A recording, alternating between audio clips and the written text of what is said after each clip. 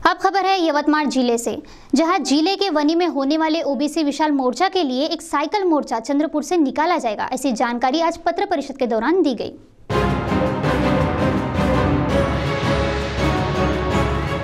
OBC समाज की जाति निहाय जनगणना के संदर्भ में 3 जनवरी को यवतमाल जिले के वनी में ओबीसी के विशाल मोर्चे का आयोजन किया गया है और वहीं इसी के तत्वाधान में 2 जनवरी को शाम को 4 बजे छत्रपति शिवाजी महाराज चौक से वनी के लिए एक साइकिल मार्च निकाला गया है।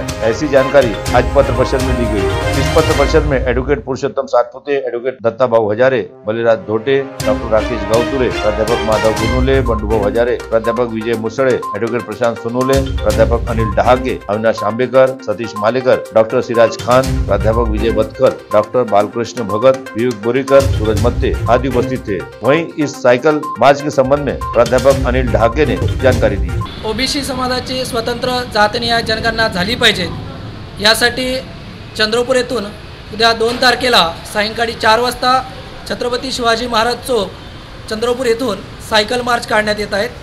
माझ्यासोबत Sunil वळसकर sir, Haridasji Pawankar sir, सतीशजी Malekar sir, Shankarji Masram sir हे माझे सर्व सहकारी माझ्यासोबत राहणार आहेत आणि ही सायकल मार्च चंद्रपूर ते वनी निघणार आहे आणि या सायकल मार्चच्या माध्यमातून आम्ही प्रत्येक गावागावामध्ये बैठका घेणार आहोत, लोकांना सांगणार आहोत की ओबीसी समाजाची स्वतंत्र जनगणना झाली पाहिजे।